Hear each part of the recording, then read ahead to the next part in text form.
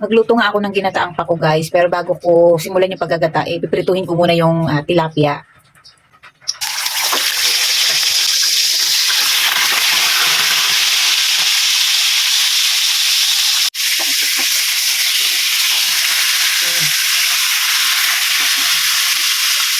Ito na guys yung pako na binili natin kagahapon.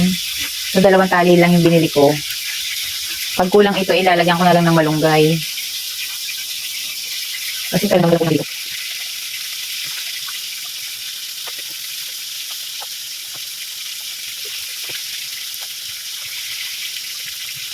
So, umpisahan ko na guys yung pagluto natin ng ginatang tilapia. So, lagay na natin yan. Yung ating piniritong tilapia.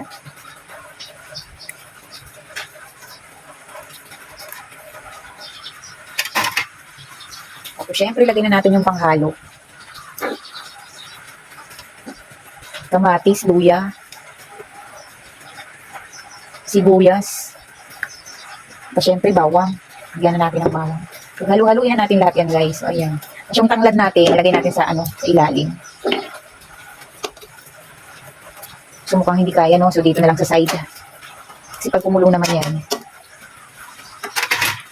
So, ayan, guys. Pakukuluin lang natin. Tapos, lalagay na natin yung pako.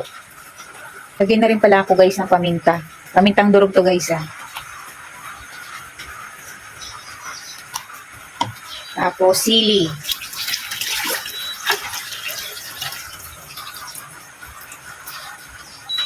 Siyempre, hindi mawawala yung asin.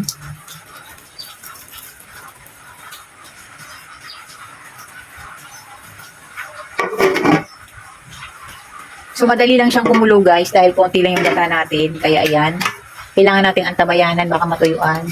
So, babalik na rin ko lang guys yung tilapia. Oh. Para yung kabilang side naman yung malagyan ng lasa.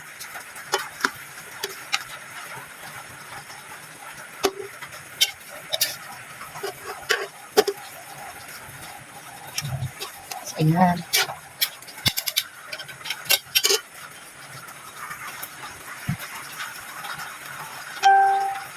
Gusto ko sana siyang lagyan ng malunggay na dahon. Kaya lang sabi ko, madalas naman ako nakakain ng malunggay. So gusto kong matikman talaga yung purong pako. So next time na lang yung malunggay. Purong pako na lang muna.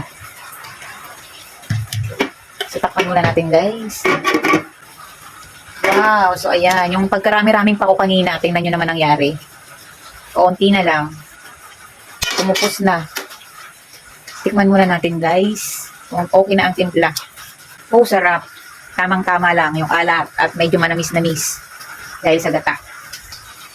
So yun guys, luto na yung ating ginataang tilapia with pako. So ayan, so yummy. Kain na po tayo. Thank you for watching guys. God bless.